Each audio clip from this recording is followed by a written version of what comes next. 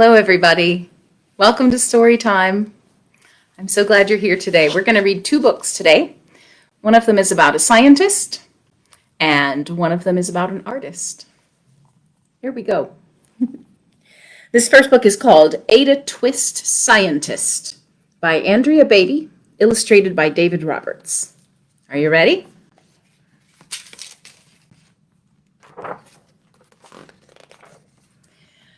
Ada Marie said not a word till the day she turned 3. She bounced in her crib and looked all around, observing the world, but not making a sound. There's Ada Marie, looking at everything. And there's her big brother. She learned how to climb and make her big break with a trail of chaos left in her wake. She ran through the day, chasing each sound and sight, and didn't slow down till she conked out at night. Look at all the chaos behind her.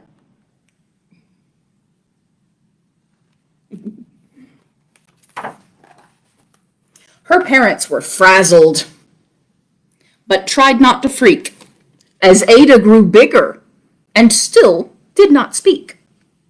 Clearly, young Ada, with lots in her head, would have something to say when it ought to be said. There she is investigating. Her parents are looking frazzled. That's just what happened when Ada turned 3. She tore through the house on a fact-finding spree and climbed up the clock just as high as she could. Her parents yelled, "Stop!" as all good parents would. Ada's chin quivered, but she did not cry. She took a deep breath and she simply asked, "Why?" There she is on top of the clock. Why does it tick? And why does it talk? Why don't we call it a granddaughter clock? Why are there pointy things stuck to a rose? Why are there hairs up inside of your nose? She started with why, and then what, how, and when. By bedtime, she came back to why once again. She drifted to sleep as her dazed parents smiled at the curious thoughts of their curious child who wanted to know what the world was about. They kissed her and whispered, "You'll figure it out." Look at all the questions she has.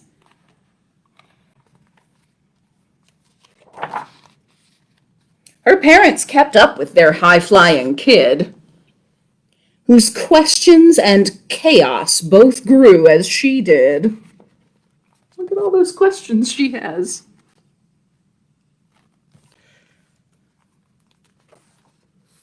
Even Miss Greer found her hands were quite full when young Ada's chaos wreaked havoc at school. But this much was clear about Miss Ada Twist. She had all the traits of a great scientist.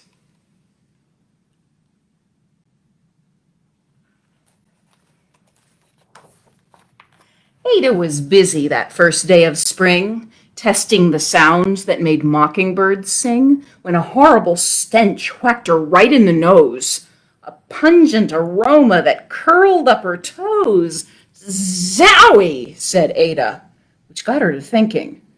What is the source of the terrible stinking? How does a nose know there's something to smell? And does it still stink if there's no nose to tell? She rattled off questions and tapped on her chin. She'd start at the start, where she ought to begin. A mystery, a riddle, a puzzle, a quest. This was the moment that Ada loved best.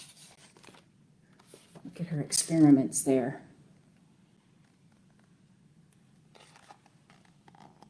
What do you think might be making the smell?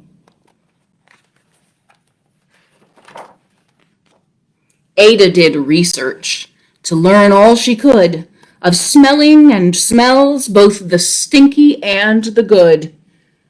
One hypothesis Ada thought could be true. The terrible stink came from Dad's cabbage stew. She tested and tested, but soon Ada knew it was time to come up with hypothesis 2.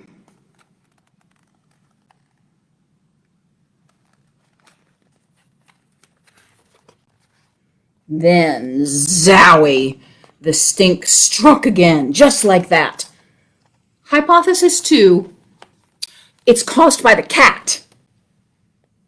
The cat couldn't make such a stink on its own. It needed perfume and fancy cologne. So young Ada tested. The test was a flop. She started again, but her parents yelled, "Stop! You can't put the cat in the dryer." Ada Marie, to the thinking chair now by the time we count 3. Enough, said her mother. That's it, said her dad. Her parents were frustrated, frazzled, and mad. Why? Ada questioned. Her mother said no. What? Ada queried. Her father said go. You've ruined our supper. You've made the cat stink. Enough with your questions. Now sit there and think. She looked at her parents. Her heart turned to goo. Poor Ada Twist didn't know what to do.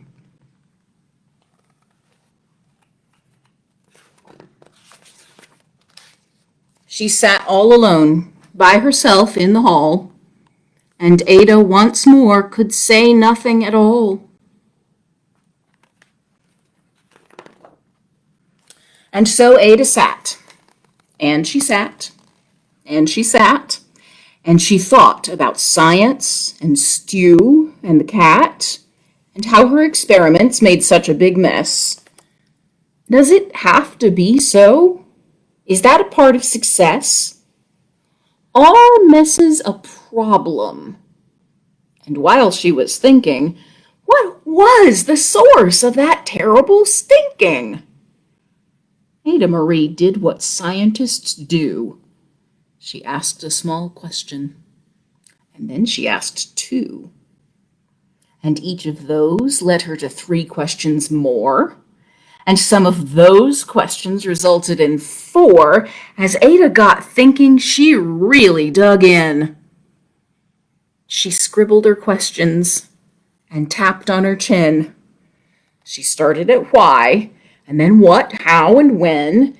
At the end of the hall, she reached why once again.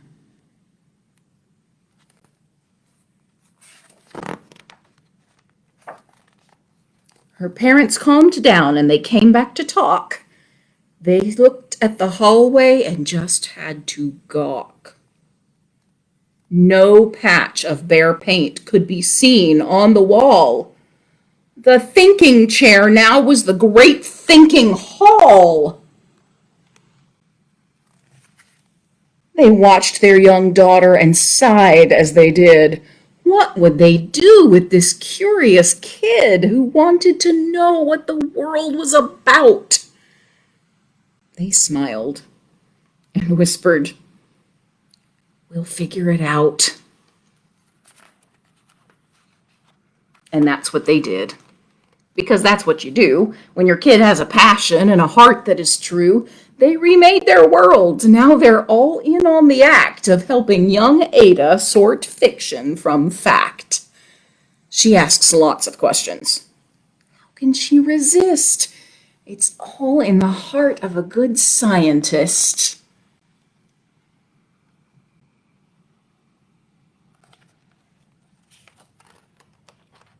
And as for that smell, well, what can Ada Twist do but learn all she can with her friends in grade 2?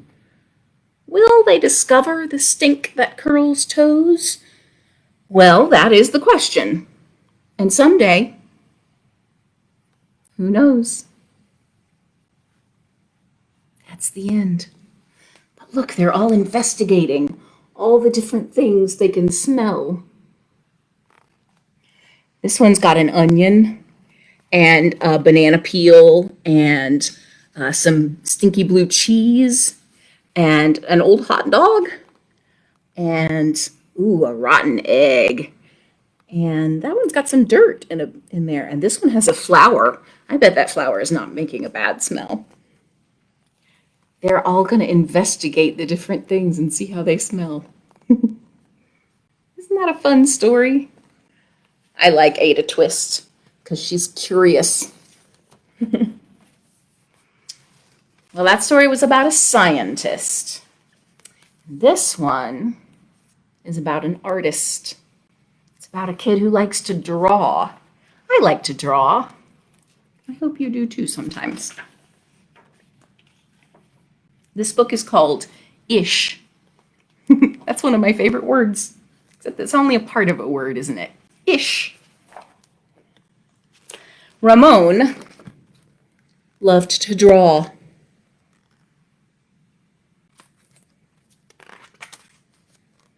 Anytime. There he is drawing in his bed. Anything. There he is drawing pictures of the trash can. Anywhere.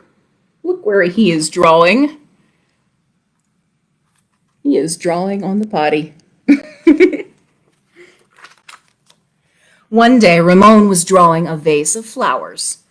His brother Leon leaned over his shoulder. Leon burst out laughing. "What is that?" he asked.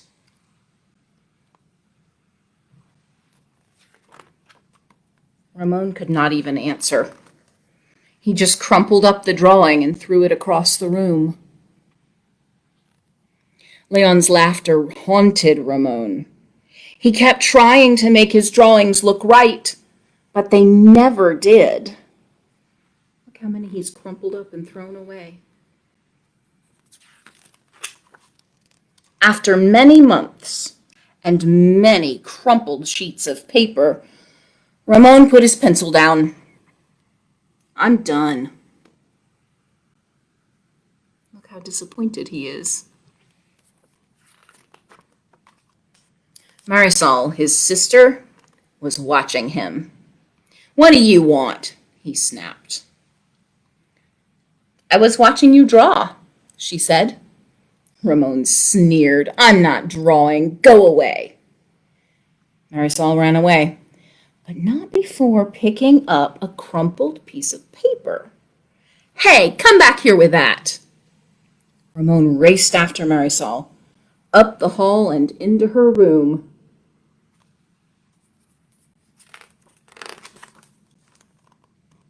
He was about to yell, but he fell silent when he saw his sister's walls. He stared at the crumpled gallery. Look, she's been putting his pictures up on her wall. Look there.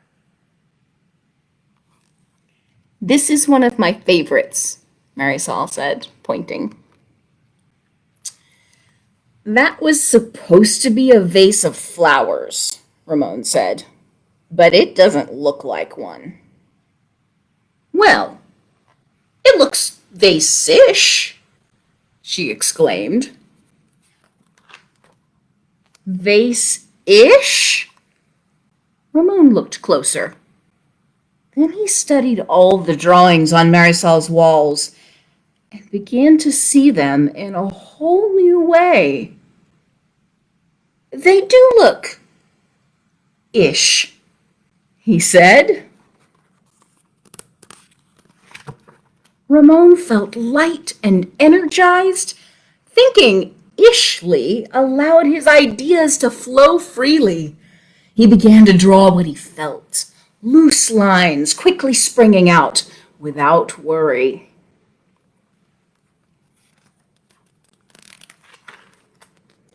Ramon once again drew and drew the world around him. Making an ish drawing felt wonderful. He filled his journals. Look, he's got a tree-ish, and a house-ish, and a boat-ish. Like this one, afternoon-ish. Fish-ish. And a sun-ish. Ramon realized he could draw ish feelings, too. Peace-ish.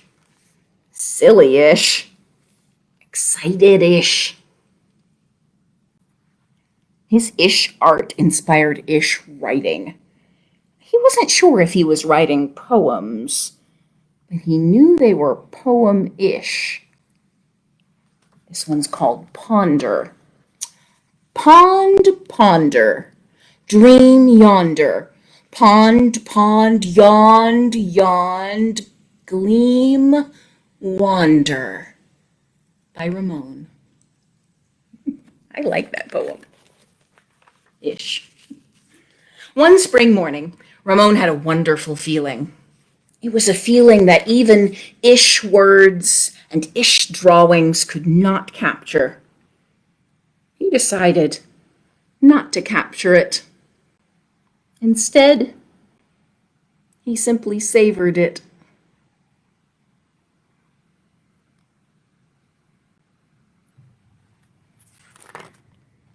And Ramon lived ishfully ever after. The end. Ish. That book is called Ish by Peter H. Reynolds. Isn't that fun? How you can make a thing that looks like a vase-ish, and it's just as wonderful as a drawing that looks just like a vase. Well, whether you want to be a scientist or an artist, or maybe a little of both, I hope you have a good night. Go find a piece of paper and make something, huh? Good night, everybody.